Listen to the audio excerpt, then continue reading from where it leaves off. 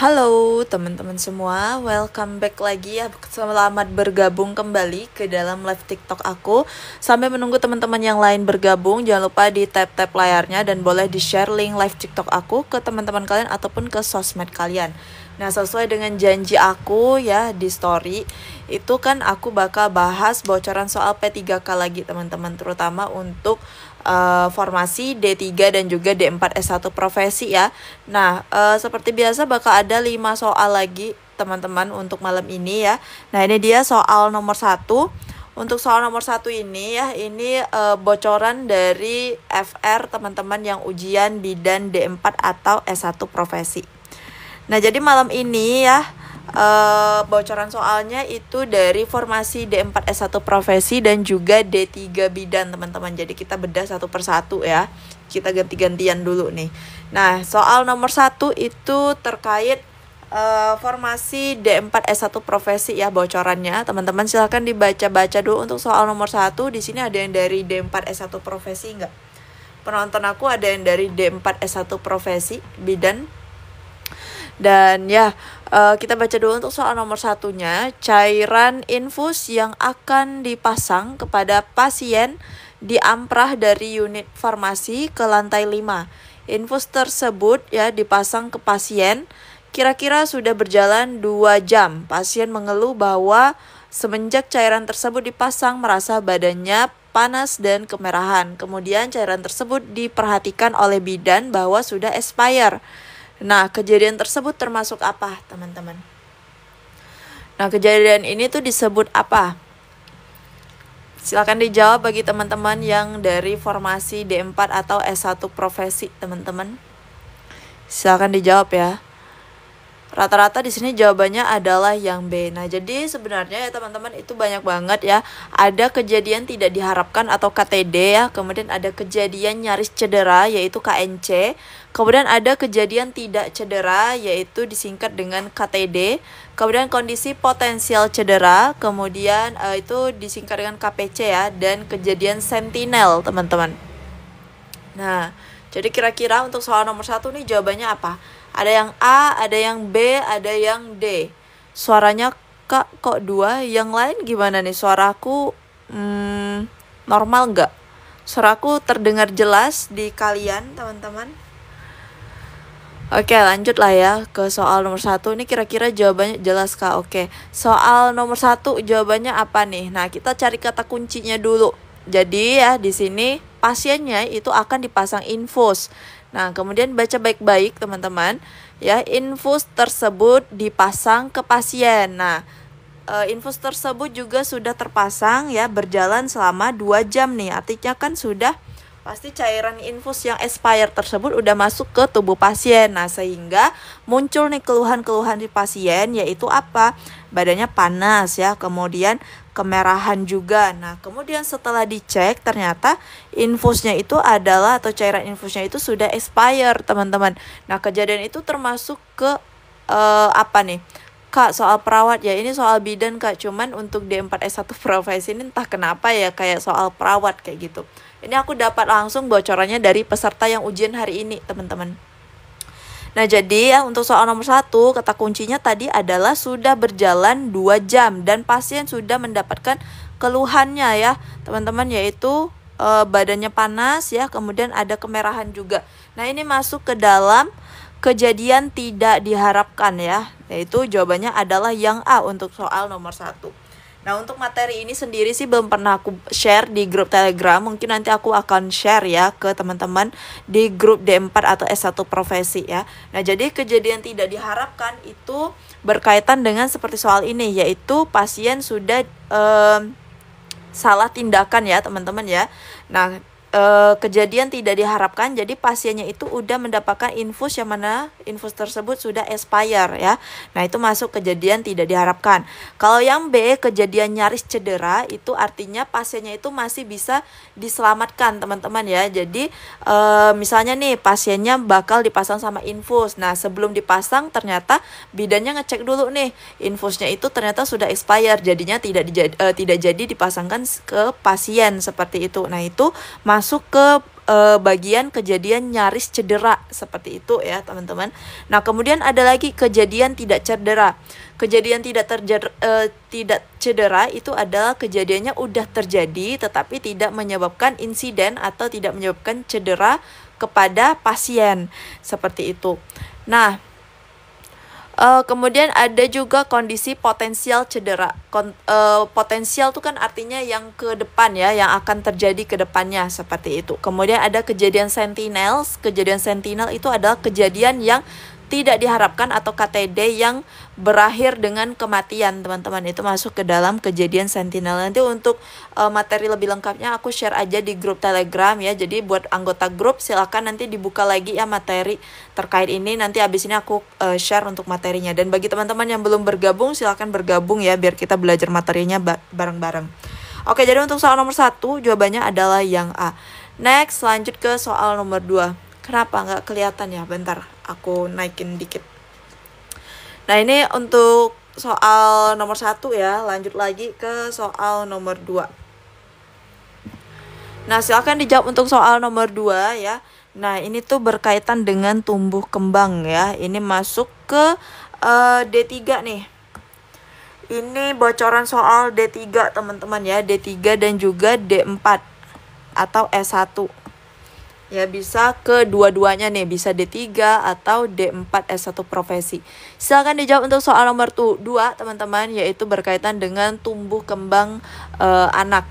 Seorang bayi laki-laki usia 1 tahun dibawa ibunya ke posyandu untuk penimbangan.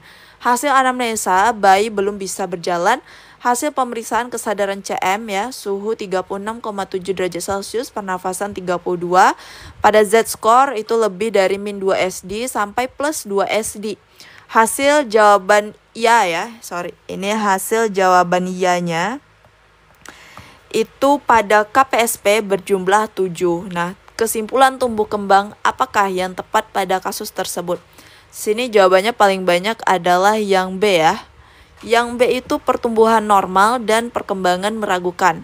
Nah, kalau pertumbuhan ya, pertumbuhan ini lihatnya dari nih skor Z ini atau Z-score teman-teman ya, itu untuk menilai pertumbuhan. Nah, jadi yang dilihat ya di sini kan Z-score-nya lebih dari min 2 SD sampai plus 2 SD. Nah, ini tuh klasifikasi pertumbuhan ya dari BB terhadap tinggi badan ya, berat badan terhadap tinggi badan. Nah, kalau misalnya Z-score-nya itu lebih dari min 2 SD sampai dengan plus 2 SD, itu kategorinya apa teman-teman? Kategorinya adalah normal. Nah, kemudian kita kembali lagi nih ke perkembangan. Nah, ternyata hasil KPSP-nya adalah bernilai 7. 7 sampai 8 itu hasilnya adalah meragukan. Jadi untuk soal nomor 2 jawabannya adalah yang B. Dari soal nomor 2 kayaknya rata-rata benar semua ya aku lihat. Dan ya jawaban paling banyak itu aku lihat yang B tadi. Nah, jadi untuk tabel Z-score itu juga udah pernah di-share di grup Telegram. Jadi silakan dibuka-buka lagi materinya teman-teman ya. Jadi di situ ada tuh untuk pertumbuhan kurus itu kira-kira Z-score-nya gimana, kemudian pertumbuhan stunting, kemudian pertumbuhan yang pendek ya. Itu ada teman-teman di di Z-score-nya ya, dan udah pernah aku share materinya di grup Telegram. Oke, untuk soal nomor 2 jawabannya B. Kita lanjut lagi ke soal nomor 3. Nah, ini dia soal nomor 3, teman-teman silakan dijawab. Laki-laki usia 6 bulan dibawa ibunya ke posyandu untuk penimbangan. Hasil anamnesa, bayi sehat, tidak ada keluhan serta menyusu kuat. Riwayat imunisasi sebelumnya BCG, polio 1 sampai 4. Kemudian DPT ya, DPT 1 sampai 3, hepatitis B 1 sampai 3, hasil pemeriksaan kesadaran CM. Berat badannya 7,5 kilo, kemudian panjang badannya itu adalah 66 cm. Suhu 36,8 derajat Celcius, pernafasan 34 kali per menit. Jawabannya iya, pada KPSP itu adalah 9. Nah, umur berapa jadwal kunjungan ulang pada kasus tersebut, teman-teman? Nah, ini kan nilai KPSP iya-nya adalah 9. Artinya apa, teman-teman? Kalau KPSP bernilai 9 itu artinya apa nih? Ada yang tahu nggak artinya sesuai perkembangan ya, atau disimbolkan dengan S, teman-teman. Nah, karena sesuai dengan perkembangan ya, maka kapan lagi nih kunjungan ulangnya? Kunjungan ulangnya kapan nih? Dia usianya 6 bulan. Nah, anaknya itu usia 6 bulan. Jadi, karena perkembangannya tes KPSP perkembangannya itu sesuai dengan usia, jadi kapan lagi nih dilakukan? Ada yang jawab ya, 11 bulan tadi aku lihat. Nah, jadi ya kalau dia kurang dari 24 bulan atau 2 tahun, itu lakukan tiap 3 bulan sekali, teman-teman. Lakukan tiap 3 bulan sekali ya. Itu kalau usianya kurang dari 24 bulan. Nah, tapi kalau usianya sudah lebih ya, sudah lebih dari 24 sampai 72 bulan atau 2 sampai 3 tahun, ya itu dilakukan tiap berapa bulan sekali, teman-teman. 24 sampai 72 bulan itu dilakukan tiap berapa bulan sekali? Ya, tiap 6 bulan ya. Nah, jadi di sini karena usianya masih 6 bulan ya, aku turunin dikit. Nah, karena di sini usianya masih 6 bulan, maka dilakukan pemantauan lagi. Itu kapan kunjungan ulangnya? 3 bulan lagi ya. Nah, 6 bulan ditambah dengan 3 itu berapa? 9 bulan ya, teman-teman ya. Nah, jadi untuk kunjungan ulangnya itu pada usia 9 bulan. Jadi untuk soal nomor 3 jawabannya adalah yang C. Ini tuh FR D3 ya, teman-teman ya. Ini tuh bocoran soal D3. Untuk D4 kalau nggak salah aku ada juga ya, D4 ada juga. Gitu. Nah, jadi untuk soal nomor 3 jawabannya adalah yang C. Lanjut ke soal nomor 4, teman-teman. Kayaknya aku kurang satu soal ya malam ini ya. Lanjut ya ke soal nomor 4. Seorang ibu hamil mengeluh adanya adanya sendawa dan flatus yang lebih sering. Nah, kehamilannya telah memasuki minggu ke-28. Hal tersebut normal dan berkaitan dengan kerja hormonal pada saat kehamilan. Hormon apa yang sering mempengaruhi keluhan tersebut, teman-teman? Jadi untuk soal hormon itu keluar juga waktu ujian ya. Jadi ini soal hormon itu ada di D3 dan juga D4 S1 profesi, teman-teman. Nah, itu kira-kira yang mana? Kayaknya soal aku malam ini cuma 4 ya. Aku cari bentar deh ya, satu soal lagi di buku aku, teman-teman. Sambil aku mencari, kalian jawab dulu untuk soalnya ya. Nah, kira-kira hormon apa tuh, teman-teman?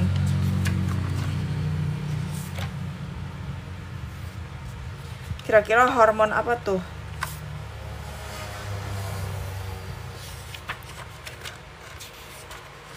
BK. Oke, ada yang B, ada yang E juga, teman-teman. Nah, nanti satu soal, yang soal terakhir itu terkait ini ya, soal-soal pil KB ya, teman-teman ya, yang soal terakhir. Aku ketinggalan ngetiknya, nggak tahu kenapa nih. B itu progesteron. Nah, kenapa progesteron, teman-teman? Nah, jadi untuk hormon yang menyebabkan sendawa dan juga kembung ya pada ibu hamil itu adanya peningkatan progesteron. Nah, jadi progesteron itu dia melemahkan ya, teman-teman ya. Dia bisa melemahkan otot-otot, terutama otot pencernaan. Nah ya, salah satunya dia bisa melemahkan otot pencernaan. Nah, jadinya karena otot pencernaan itu dilemahkan, jadi sistem pencernaan pada ibu hamil itu juga jadi lambat, teman-teman, sehingga menyebabkan tadi tuh sendawa, bisa flatus, bisa juga konstipasi ya, teman-teman. Itu karena dari si hormon progesteron. Jadi kalau hormon progesteronnya itu terlalu tinggi pada ibu hamil, itu bisa menyebabkan melemahnya otot pencernaan nih ya. Jadi bisa sendawa, flatus, kemudian konstipasi dan lain sebagainya. Jadi untuk soal nomor 4 jawabannya itu adalah yang B, teman-teman. Terima kasih Kak, alhamdulillah nilai saya tertinggi. Oh iya, congrats buat Kak Heni. Kalau boleh tahu nilainya berapa, Kak Heni? Oke, ini kayaknya aku ketinggalan soal ya. Bisa-bisanya aku ketinggalan soal. Oh sorry guys, masih ada satu soal lagi nih. Nah, ini dia. Berarti terlangkau ya. Yaudah, ini jadikan soal nomor 5 aja. Berarti aku nggak salah, emang terlangkau aja tadi ya. Nah, ini dia soal nomor 5. Ini bocoran soal untuk teman-teman D4 S1 profesi ya. Untuk D3 itu aku sama sejauh ini aku nggak lihat ya ada yang dapat soal ini. Tapi untuk teman-teman yang D4 S1 profesi ada yang dapat soal ini nih, FR hari ini. Silahkan dijawab dulu untuk soal nomor 5, teman-teman. Seorang bidan mengantar hasil laboratorium pasien Nyonya L, perempuan ya, tanggal lahir 13 Mei 1996 ke lantai 4 RSU. Kemudian hasil tersebut dimasukkan ke dalam map berkas pasien Nyonya L, perempuan, tanggal lahir 4 September 1993. Nah, saat bidan mau melaporkan hasil laboratorium kepada DPJP, menyadari bahwa hasil tersebut salah dan mengkonfirmasikan kepada petugas labor. Kejadian tersebut termasuk apa nih? Masuk apa, teman-teman? Kayaknya udah pada paham lah ya yang aku jelasin tadi yang pertama sekali itu terkait kejadian tidak diharapkan, kejadian nyaris cedera, kejadian tidak cedera, dan satu lagi ada potensial cedera dan kejadian sentinel ya. Nah, jadi di sini benar ya teman-teman, jawabannya itu adalah yang B, kejadian nyaris cedera. Kenapa aku bilang nyaris cedera? Nah, jadi di sini ya sebelum diberikan intervensi, nah pasti dokter ya kita lihat dulu nih hasil labornya. Kalau misalnya hasil labornya jelek, pasti intervensinya berbeda lagi gitu. Jadi nggak semua pasien itu intervensinya sama ya, karena nggak semua juga hasil labornya sama. Nah, jadi di sini ada kesalahan memasuki untuk masukin berkas ya, berkas labornya antara Nyonya L ya, jadi dia sama-sama Nyonya L nih, tapi bedanya kan dari tanggal lahir teman-teman.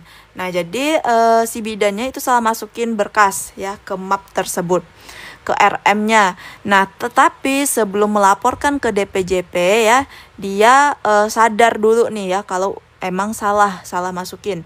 Nah, kemudian konfirmasi ulang nih kepada petugas laboratorium untuk memastikan yang mana ya teman-teman. Nah, seperti itu. Nah, kejadian tersebut masuk ke dalam kejadian nyaris cedera. Jadi dia sebelum ada insiden tapi dia udah sadar dulu, itu masuk ke dalam kejadian nyaris cedera atau KNC. Aku harap kalian ngerti ya untuk materi ini, yaitu KTD, KNC, KPC ya teman-teman ya. Seperti itu. Kak, ada bukunya kah? Untuk buku fisik itu nggak ada ya, yang adanya buku elektronik teman-teman.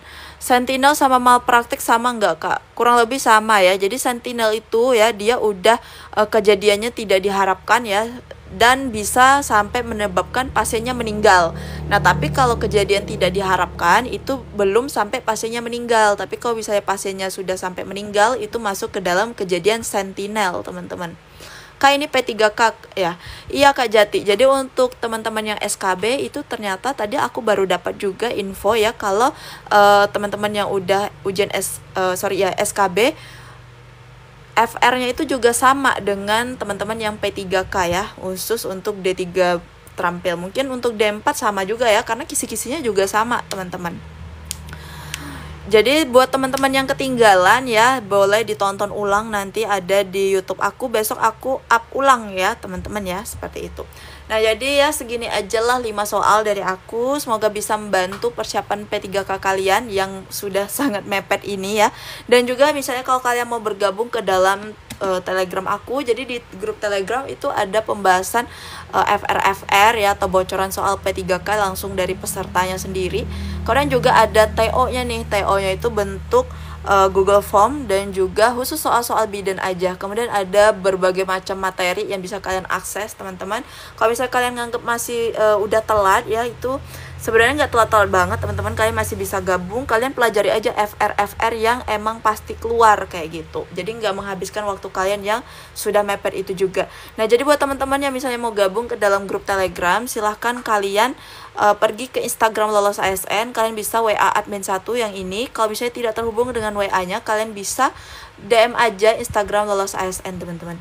Segitu aja dari aku, dan besok kita lanjut live lagi. Dan buat teman-teman yang mau tahu jadwal live aku, jangan lupa di follow Instagram Lolos ASN, dan juga jangan lupa di follow akun TikTok aku biar kalian update terus kapan aku live teman-teman. Oke, segitu aja dari aku, terlebih kurang aku mohon maaf. Sampai jumpa di next video. Bye bye.